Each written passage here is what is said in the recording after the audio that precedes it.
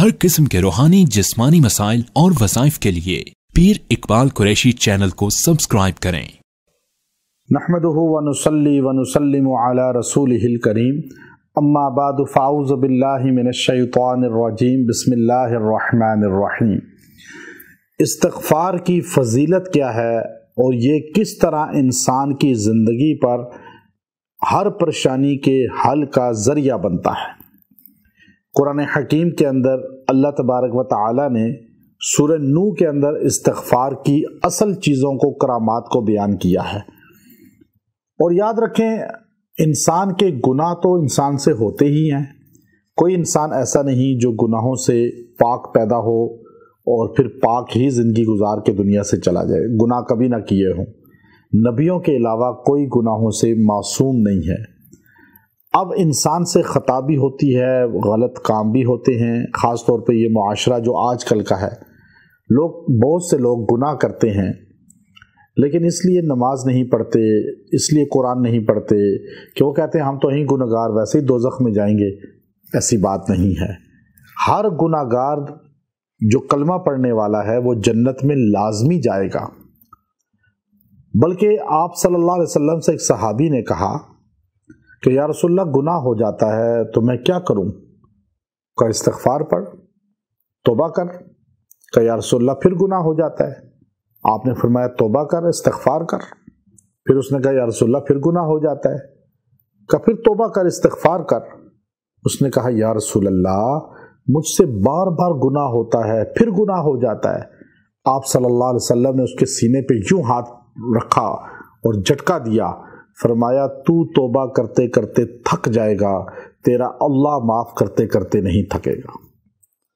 इतनी बड़ी तसल्ली है कि आपसे जितने भी गुनाह हो जाएं, आप अल्लाह के दर को ना छोड़ें।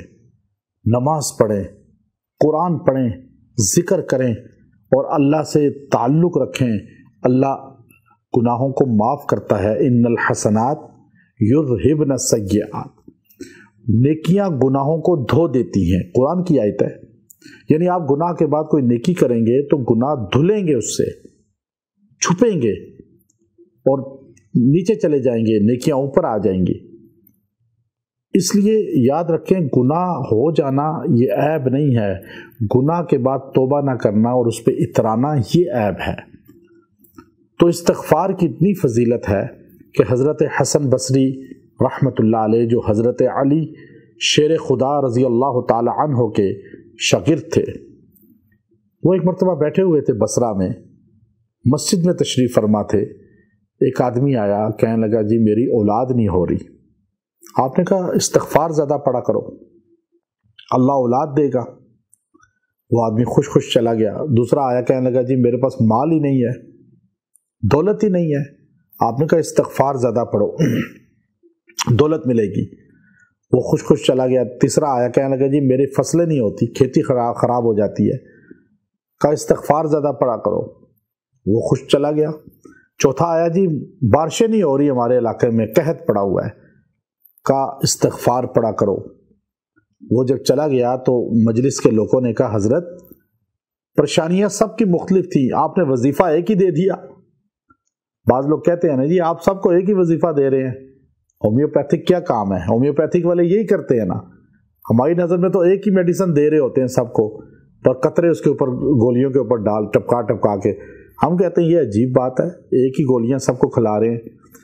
हसन बसरी रहमतुल्लाह अलैह ने फरमाया कि तुम कुरान नहीं पढ़ते, वजीफ़ा एक है, काम उसके कई हैं। युरसिलिस समाअ अलैकुम मिदरारा व युमदिदकुम बिअमवालिन व बनीन व यजअल लकुम जन्नात व यजअल लकुम अनहारा। इस्तिग़फ़ार करो, फस्तग़फिरू रब्बकुम। तुम पहले कहा अल्लाह ने फस्तग़फिरू रब्बकुम, अल्लाह तुम इस्तिग़फ़ार करो, तुम्हें अल्लाह औलाद भी देगा, माल भी देगा, बारिशें भी बरसाएगा, खेतियाँ भी सेट होंगी।